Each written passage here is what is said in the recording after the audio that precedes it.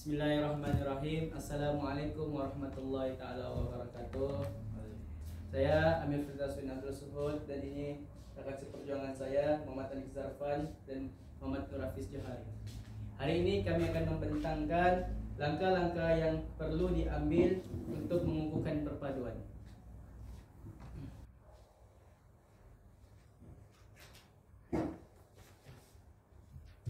Sejak akhir-akhir ini sering meniti daripada bibir masyarakat ke masyarakat yang lain mengenai isu perpaduan yang semakin hangat dibualkan di kalangan masyarakat. Isu ini tidaklah sekadar isu kecil, namun dia melibatkan masyarakat domestik dan masyarakat komuniti kelompok yang kecil. Dalam isu perpaduan ini, masyarakat perlu saling berganding bahu dengan kerajaan dalam mengukuhkan perpaduan untuk mengelakkan berulangnya tragedi 13 Mei 1969. Hal ini kerana Malaysia merupakan satu negara yang berdiri kukuh dengan manifesto untuk mencapai perpaduan di kalangan masyarakat yang berbeza budaya. Ini terjadi kerana sejarah Malaysia yang melibatkan kedatangan warga-warga asing dari luar negara yang membentuk koloni, membentuk komuniti mereka di Malaysia, dan pada akhirnya Malaysia perlu menstabilkan kedudukan setiap bangsa agar dapat mengelakkan sebarang kekacauan politik ataupun kekacauan terhadap kedaulatan negara. Intinya langkah-langkah untuk mengukuhkan perpaduannya di masyarakat, caranya kita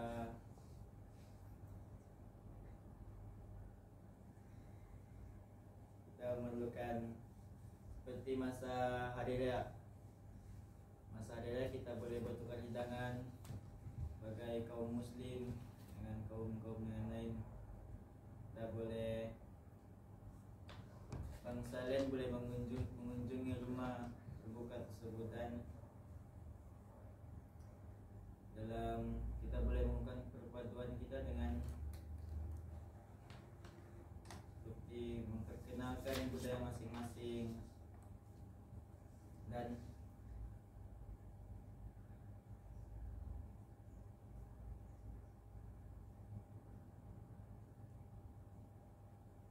melihat kepada perspektif yang berbeda, pihak kerajaan juga boleh mengambil langkah-langkah untuk mengukuhkan perpaduan di negara kita. Antaranya ialah dalam sektor pelancongan, kerajaan juga boleh menerapkan kebudayaan di dalam negara kita ini untuk diperkenalkan kepada pelancong-pelancong yang datang ke dalam negara kita. Hal ini akan menyebabkan negara kita akan lebih terkenal dan rakyat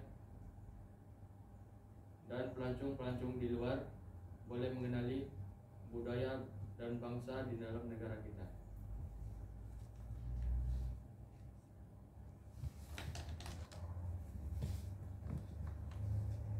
Seterusnya, jika dilihat melalui perspektif ibu bapa pula, penerapan semangat perpaduan dalam kalangan anak-anak semenjak daripada kecil adalah menjadi satu perkara yang perlu diberatkan oleh ibu bapa. Hal ini kerana sebagaimana acuan seperti itu lakuinya. Hubungan toleransi ibu bapa yang rapat dengan masyarakat akan menjadi contoh kepada anak-anak. Bagi anak-anak ini membesar dalam keadaan dia mampu berhubung kepada masyarakat.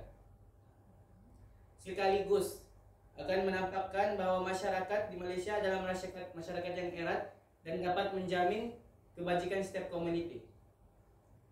Seperti contoh, bantuan kebajikan yang disalurkan kepada masyarakat tidak akan tertumpu kepada mana-mana kaum sahaja, tapi sebaliknya anak-anak muda di suatu tempat akan berkumpul dan melakukan amal-amal kebajikan ini secara menyeluruh, sama ada mereka berbilang bangsa ataupun tidak. Ini juga akan menjadikan masyarakat ini rapat ibarat seperti isi dan kuku, di mana masyarakat saling mengambil berat antara satu sama lain.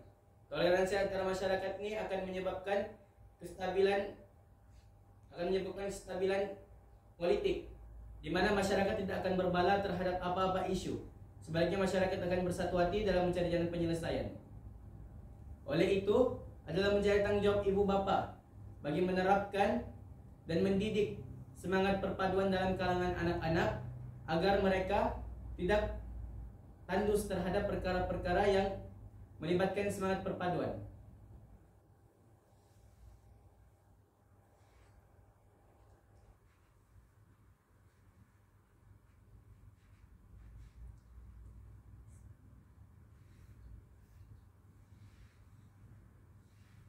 Dan pada perspektif kerajaan pula, seperti yang saudara Nur Hafiz tadi katakan, bila mana kerajaan membuka sektor pelancongan, dia bukan saja sekaligus dapat menarik minat pelancong terhadap budaya negara, tetapi sekaligus dapat melibatkan pertukaran budaya antara masyarakat luar dengan masyarakat domestik, di mana pengenalan budaya ini akan menjadi satu bahan rangsangan bagi masyarakat luar ini datang ke dalam negara, sehingga akan ada yang menetap, seperti menjadi satu tren masa kini, di mana ada orang Malaysia yang berkahwin dengan orang-orang daripada Rusia, orang-orang daripada Amerika.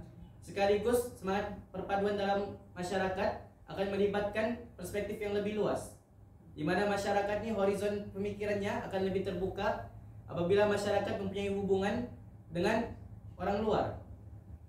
Sekaligus akan menjamin kestabilan politik antara Malaysia dengan negara-negara luar seperti Rusia, seperti Amerika Syarikat, sebabkan hubungan toleransi yang jadi. Hal ini dapat dilihat bila mana berlakunya satu isu yang melibatkan satu negara. Dalam setiap negara akan menitik beratkan mengenai jaminan keselamatan orang negara mereka yang berada di negara luar. Ini akan menyebabkan toleransi antara Malaysia dengan negara-negara luar semakin kukuh, di mana mereka dapat bertukar budaya, mereka dapat bertukar dari segi ekonomi, mereka dapat mengembangkan ekonomi, politik, dan sosial mereka. Saya ingin menambah sedikit. Semangat perpaduan ini dapat menjadikan negara kita lebih aman dan damai, agar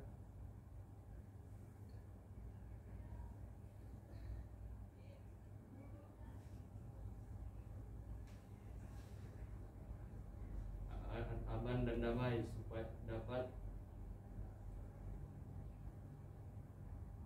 agar negara kita mempunyai hubungan yang kuat terhadap bangsa-bangsa yang berada di dalam Malaysia.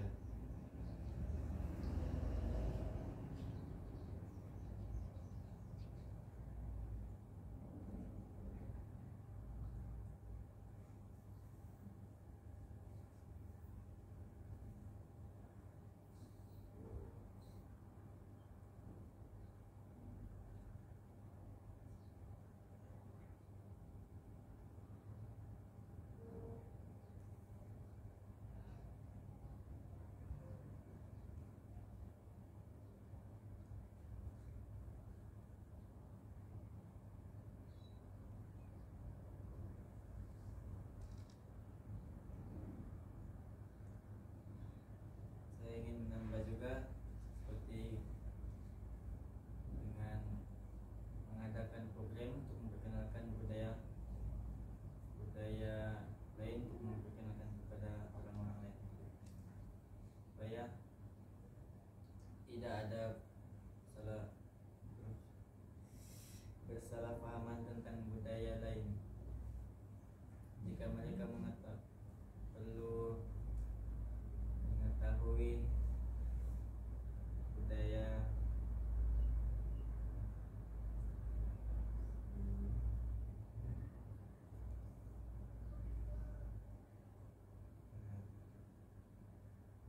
dengan mengadanya program, mereka dapat menyatupadukan hubungan perpaduan dengan berbilang bangsa.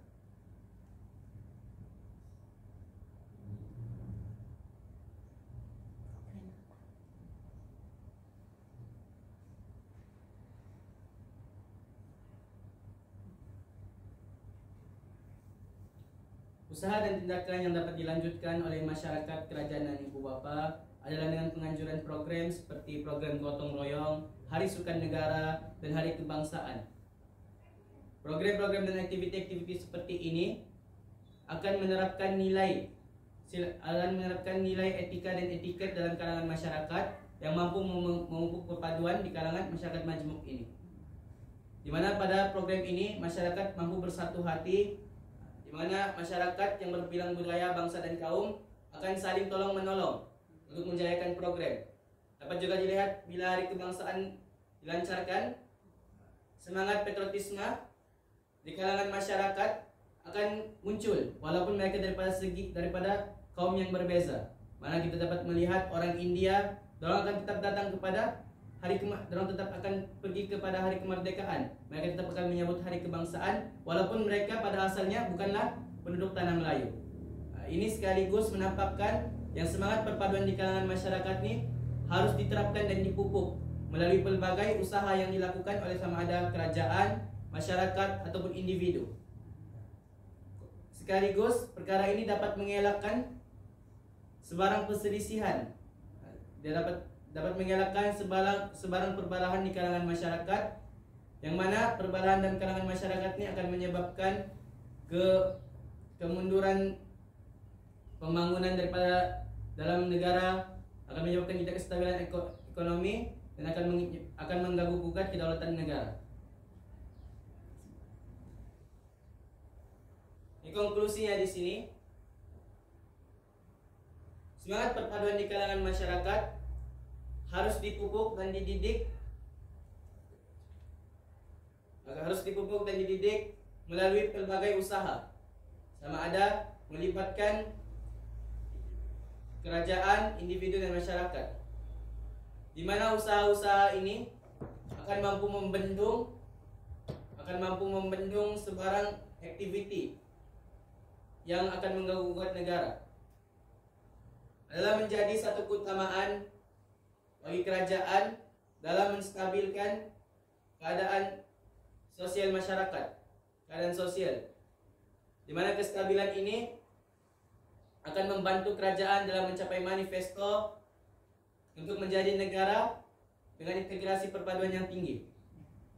Seterusnya akan mencapai wawasan 2020 negara.